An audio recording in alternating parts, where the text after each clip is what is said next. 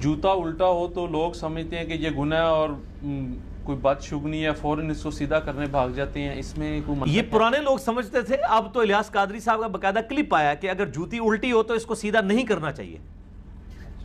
جی اب آپ اس کے پیچھے سوچیں حکمت کیا ہوگی. یہ پہلے کبھی کسی نے بات نہیں کی ہے. وہ کیوں کر رہے ہیں کہ جوتی الٹی کو سیدھا نہیں کرنا چاہیے؟ کیونکہ عام آدمی کیا سمجھتا ہے؟ عام آدمی یہ سمجھتا ہے کہ اللہ اپنے عرش پہ مستوی ہے جیسا کہ اس کی شان کے لائق ہے.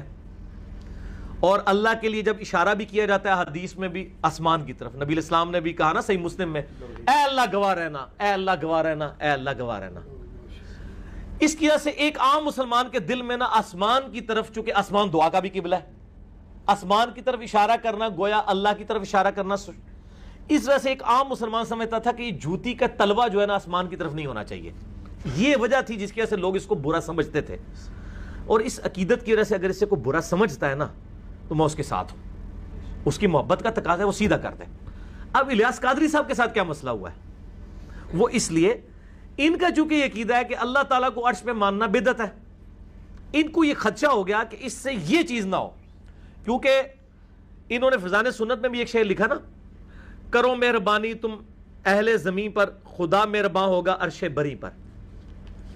اس کے بعد پھر وہ لکھتے ہیں اس سے کوئی یہ نہ سمجھے کہ اللہ تعالیٰ عرش کے اوپر ہے. یہ صرف محاورہ تن ہے.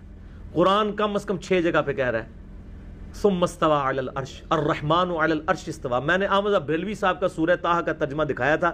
احمد بریلوی صاحب نے ترجمہ کیا ہے سورہ اس کا، طٰہٰ ما انزلنا علیک القرآن لتشقى الا تذکرۃ لمن یخشی. اس کے بعد آتا ہے الرحمن علی العرش استوى، رحمان اپنے عرش پہ ہے.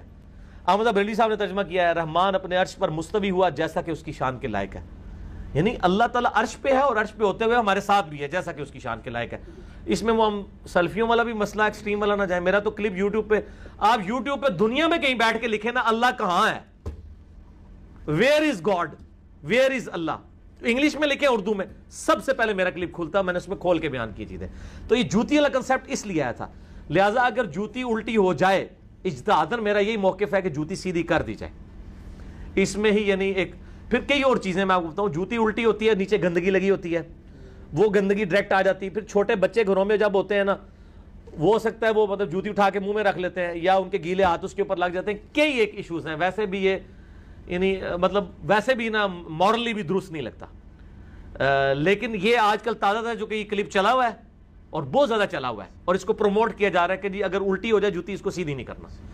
باقی یہ کہنا کہ جی جوتی پہ جوتی چڑھ جائے تو سفر ہے یا کوا بولے تو یہ ہے، یہ بالکل جھوٹ اور ہندوانہ باتیں ہیں. کالی بلی راستہ کاٹ دے تو یہ ہو جائے گا